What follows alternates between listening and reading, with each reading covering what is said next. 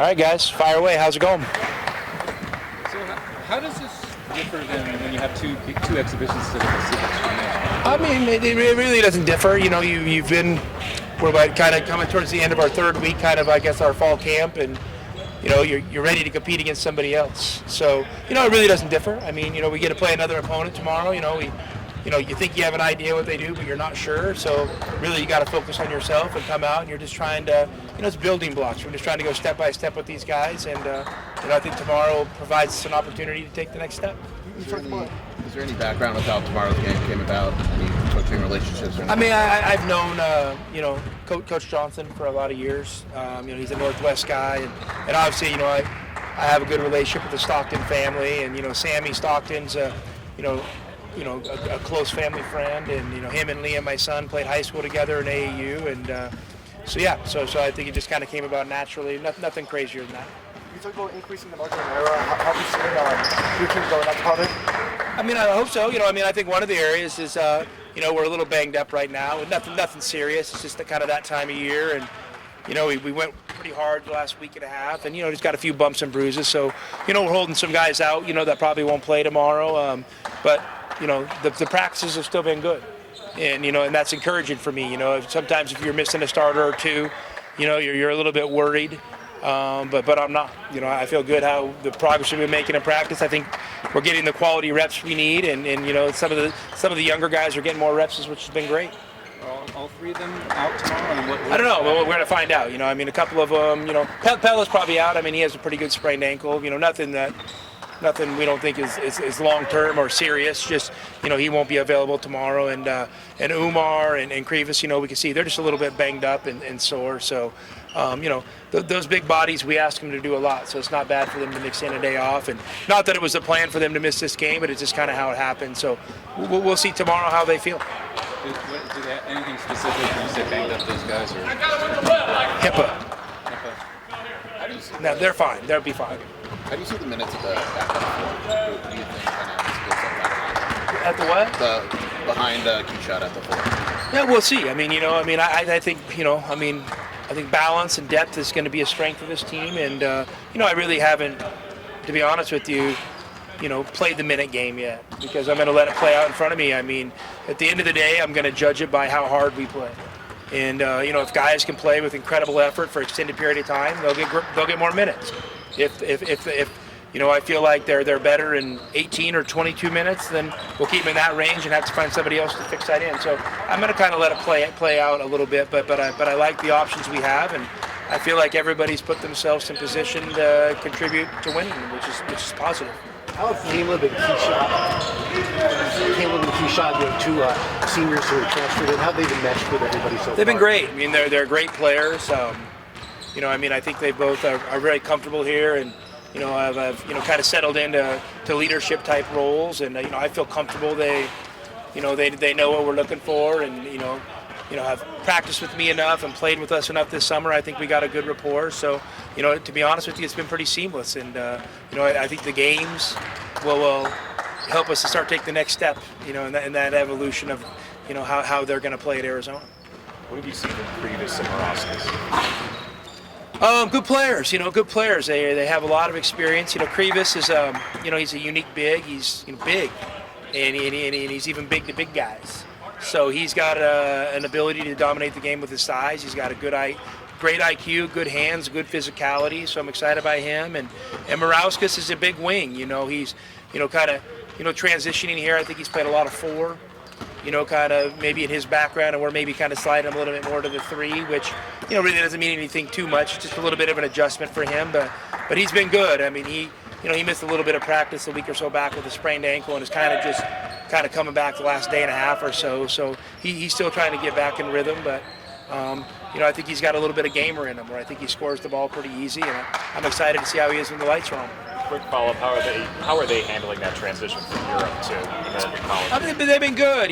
To me, it's so natural that, I guess we've done it so long and had so many players go through it that I really don't think of it as anything other than normal. So to me, they've been transitioning normal, and like you said, getting in playing against different teams will kind of be a good indicator of where they're at and what direction we need to take it from there. Does that also give you a good indication of the competitiveness of your guys? Because you see it in practice, but does it take on a different dimension when you face somebody else?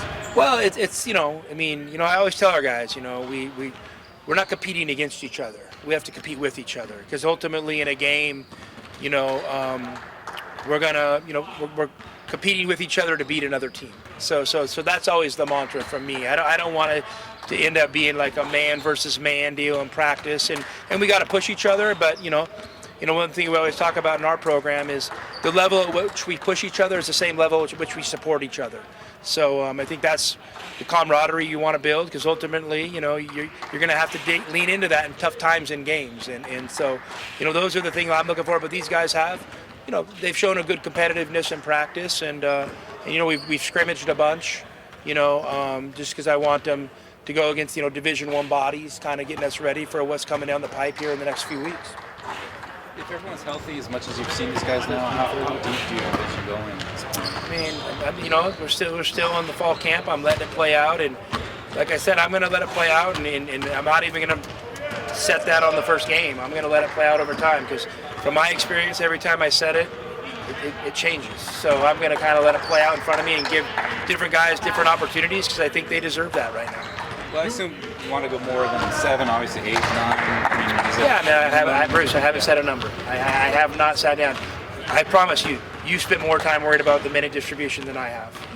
You were just in Israel. Not that you have additional comments on the unfortunate war, but did it make it hit home at all? A little bit more when you found out? I think it's hit home with all of us. I mean, we had an incredible experience over there, and listen, I'm not probably educated enough on the history over there to say this or that, but I know Israel's a good place, and there are a lot of great people over there, and it's sad that whatever's happened in the past with cultures, we all can't just take a step forward and wish for peace for everybody. And I don't really understand it. It's hard for me to wrap my head around it, but I know there's a lot of great people over there, and a lot of people that we had made a special connection with, and so it's really hard for us to kind of see happening, and hopefully good things come in the near future.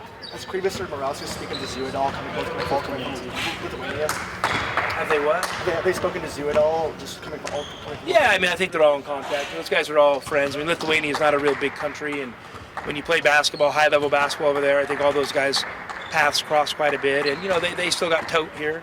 Tote's still around the program, and so yeah, I mean, I think they're all in communication for sure. You have recruited players from all over the world. How unusual is it to have someone of Polynesian descent like Kylan Boswell? Yeah, I mean, it's there's some good players from that part of the world. If you get down into some of those countries, basketball is underdeveloped in a lot of those countries a little bit, but they're great athletes. And, you're seeing some good players starting to come out of Hawaii. And obviously there's a heavy Polynesian influence in that culture. And Kylan's Polynesian descent, but he's an American kid. And so I mean I think the more kids from that culture get exposed to basketball, I think the more good players you're going to find. And Kylan's doing a great job. I mean, I think he's right on pace. I think me and as well as others often forget he's still 18 years old and he's still the youngest guy on our team. What are some of the more specific expectations for Caleb Love heading into this season?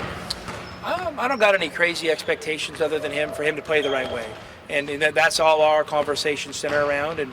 And he's shown me really no indication that he isn't about playing the right way. So I think he's practiced the right way, he's prepared the right way.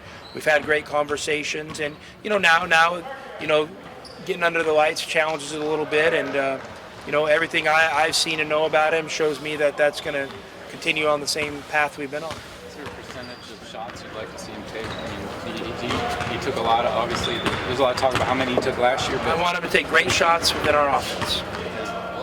And whatever that distribution ends up being, it ends up being. And when he has the ball in his hands, I want him to make great decisions for our offense. Whether that's him scoring, driving, or passing. I mean, that's my only expectation. I don't have anything crazier than that.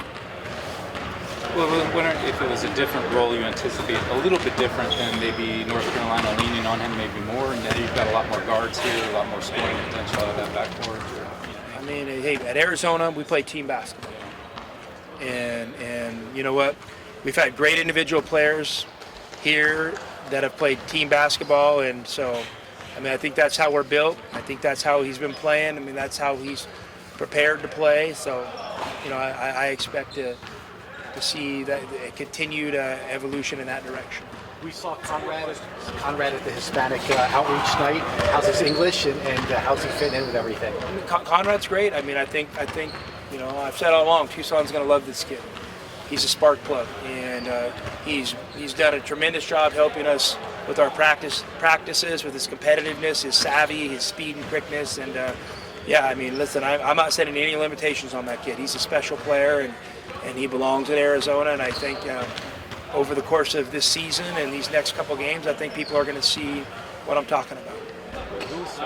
Who's starting tomorrow? How do you you know, we'll decide? meet as a staff. I mean, like a little bit's going to be based on injury. You know what I mean? So we'll see. You know, I'll check in with J-Rock tomorrow morning and, you know, throughout the day. And but again, who starts tomorrow is probably not a strong indication of who will be starting for us come March. And, you know, that's just how these Just seasons work. wondering, yeah, with 2 exhibitions, I was wondering, are you using this to reward them for certain things, or you know, or is it the 5 best guys that are healthy going to play? I mean, yeah. I mean, I to be honest with you, I haven't thought about it.